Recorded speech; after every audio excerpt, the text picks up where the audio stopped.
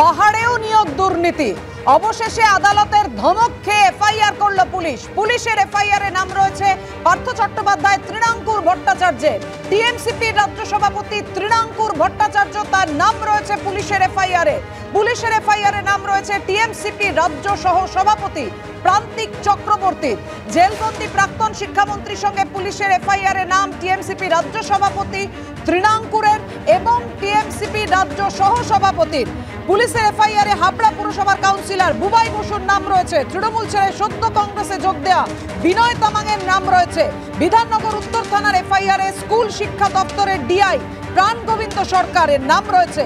High court আপনারা জানেন গত পরশুদিন রীতিমতো আদালত ধমক দেয় পুলিশকে, এফআইআর করতেই হবে। সিবিআই অনুসন্ধানের নির্দেশ দিতেই তড়িঘড়ি এফআইআর করল পুলিশ।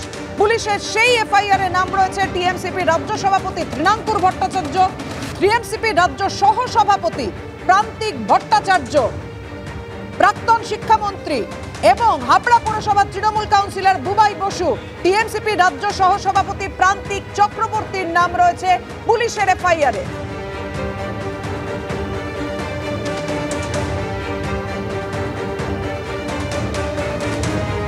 হাইকোর্ট সিবিআই অনুসন্ধানের নির্দেশ দিতেই তড়িঘড়ি পুলিশের এফআইআর। পুলিশের এফআইআর এ নাম রয়েছে তৃণাঙ্কুর ভট্টাচার্যের, টিএমসিপি রাজ্য সভাপতি এবং টিএমসিপি রাজ্য সহ সভাপতি প্রান্তিক চক্রবর্তীর নাম রয়েছে এফআইআর এ।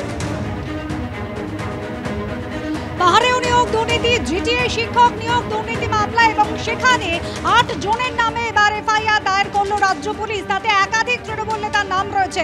যেরকম জেলবন্দি প্রাক্তন শিক্ষামন্ত্রী রয়েছেন, সেরকম একইভাবে টিএমসিপির রাজ্য সভাপতির নামও রয়েছে। পার্থপ্রতিম ঘোষ আমাদের প্রতিনিধি রয়েছেন আমাদের সঙ্গে। পার্থপ্রতিম, গত মঙ্গলবারই ভর্ৎসিত হতে হয়েছিল আদালতের কাছে এবং সিবিআইকে অনুসন্ধান, তারপর রাজ্য পুলিশের এফআইআর। যে 8 জনের নামে এফআইআর করা হয়েছে, কারা তারা? দেখো, এখানে কিন্তু এফআইআর হিসেবে ট্রিট করা হয়েছে। গতকালকে সে এফআইআর হয়েছে। তুমি জানো যে সিবিআইকে যখন গোটা বিষয় অনুসন্ধানের জন্য বলা হয়, সেই অনুসন্ধান করার কথা বলার পরেই কিন্তু অবশেষে এই এফআইআর রুজু হলো এবং এই এফআইআরে 7 জনের নাম রয়েছে এবং 8 নম্বরে আদার্সের নাম রয়েছে এবং তার মধ্যে রয়েছে তৃণমূলের রাজ্য সভাপতি তৃণাঙ্কুর ভট্টাচার্যের নাম রয়েছে, সহসভাপতি নাম রয়েছে, এছাড়া প্রান্তিক চক্রবর্তী সহসভাপতি, এছাড়া বুবাই বোস হাবড়ার তৃণমূল কাউন্সিলের নাম রয়েছে, দেবলীনা দাসের নাম রয়েছে এবং যে সময় এই দুর্নীতির অভিযোগটা সামনে হয় সেই সময় শিক্ষামন্ত্রীর নাম ছিল পার্থ চট্টোপাধ্যায়, যিনি বর্তমানে ইতিমধ্যে জেলবন্দি অবস্থা রয়েছে। পার্থ চট্টোপাধ্যায়ের নাম রয়েছে, এছাড়া শিক্ষা দপ্তরের ডিআই এর নাম রয়েছে। এরকম প্রায় 7 জনের নাম রয়েছে। সেই 7 জনের নামে প্রিভেনশন অফ কারাপশন অ্যাক্টের 7A ধারায় মামলা রুজু হয়েছে, 506 হুমকির ধারায় মামলা রুজু হয়েছে। এরকম একাধিক বেশ ধারা, সেই ধারায় কিন্তু মামলা রুজু হয়েছে। বিধাননগর উত্তর থানার পুলিশ সেই মামলা রুজু করেছে। এবারে তোমাকে বলবো যে মামলাটা কি। মামলাটা হচ্ছে পাহাড়ে নিয়োগে দুর্নীতির অভিযোগ।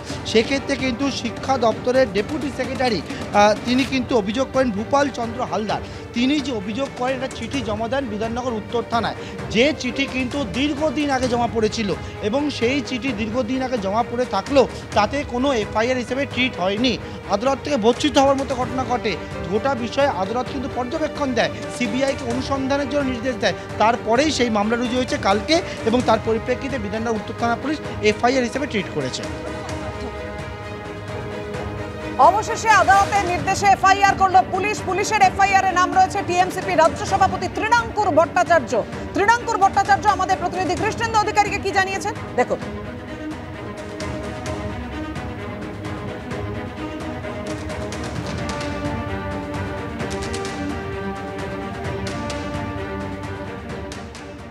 নির্বাচন চলে এসছে তো, এবং নির্বাচন আসলেই আপনারা দেখেছেন যে এই বিরোধী দলের নেতাদের বিরুদ্ধে এরকম করা হয়। আমি নিজে নেতা কিনে এতদিন অব্দি আমার একটু ডাউট ছিলাম, কিন্তু সত্যি বিজেপি যেভাবে টার্গেট করছে মনে হচ্ছে সত্যি বোধহয় আমার কাজের প্রভাব তারা একটু ভয় পাচ্ছে। বেসিক্যালি একটা উড়ো চিঠি জমা পড়েছিল, বেনামি চিঠি। সেই বেনামি চিঠির পরিপ্রেক্ষিতে আবার দেখলাম যে সিবিআই তদন্ত নাকি দেয়া হয়েছে।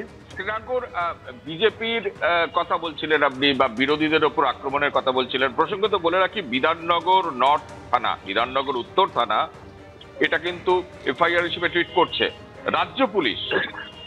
আপনি রাজ্য শাসক দলের ছাত্র সংগঠনের নেতা না, তবে তো বলতে হয় যে নিশ্চিতভাবে যদি কোনো তদন্ত যদি আপনার কথা অনুসারে সত্যি হয়ে থাকে এই ঘটনাটা, তবে বলতে হবে নিশ্চিতভাবে যে আমাদের সরকার নিউট্রাল, যদি সত্যিই কোনো রকম তদন্তের মুখোমুখি আমায় হতে হয়, আমি বলছি 100% যখন যেখানে যেভাবে যেতে বলবে সেখানে আমি যাব, কিন্তু আমি ছাত্র রাজনীতি করি এবং সেটাই আমার সীমাবদ্ধতা। এমন কোনো কিছুর সঙ্গে আমার দূর দূরান্তে যোগ নেই, শুধুমাত্র নয়, শুধুমাত্র ফাঁসানোর জন্য, অ্যালাইন করার জন্য, যেই হয়তো সুনাম অর্জন করেছি এই অল্প কদিনে সেটাকে হয়তো অ্যালাইন করার জন্য করছে। তবে আমি প্রস্তুত, ইলেকশনের আগে এইগুলো করে হয়তো আমাকে মেন্টালি বা ফিজিক্যালি ডিস্টার্ব করার চেষ্টা চলছে বা সময় ব্যয় করার চেষ্টা চলছে, কিন্তু যাই হোক এটা কোনোভাবেই তৃণমূল কংগ্রেসকে আঘাত করা যাবে না এবং এটাই কোনোভাবেই আমাকে কোনো রকমভাবে ফাঁসানোর চেষ্টা যদি করা হয় সেটা ব্যর্থ হবে।